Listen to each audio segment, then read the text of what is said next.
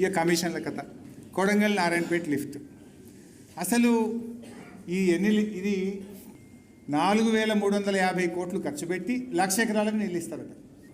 అయితే ఇక్కడ నేను చెప్పాల్సింది ఏంటంటే, వాస్తవానికి కొడంగల్ నారాయణపేట లిఫ్ట్ను ఏడబెడుతున్నారు మళ్ళా, అయితే భీమాల పెడుతున్నారు మళ్ళా. భీమాకు ఇప్పటికే 20 టీఎంసీలలో ఆ 2,10,000 ఎకరాలు పారే పరిస్థితి లేదు, వాళ్ళకే నీళ్ళు తక్కువ ఉన్నాయి. అండ్లకేళి మళ్ళీ ఒక 7 టీఎంసీలు గుంజుతా అంటే అవుతుందా? అటు భీమా ఆగం, ఇటు కొడంగల్ ఆగం, ఇద్దరి మధ్య కొట్లాట. అన్నిటికంటే ఇంకా డేంజరస్ పాయింట్, ఇప్పుడు ఇది ఏమవుతుంది? నువ్వేం లెక్క పెట్టిన, మనం ఏం చెప్పినాం? భీమాకు ఒక టీఎంసీకి 10,000 ఎకరాలు బారుతుంది, 20 టీఎంసీలతో 2,00,000 ఎకరాలు భీమాల బారుతుందని మనం చెప్పినాం.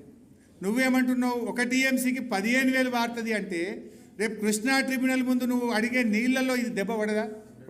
బుర్రు నోటు చేసే పని ఇది.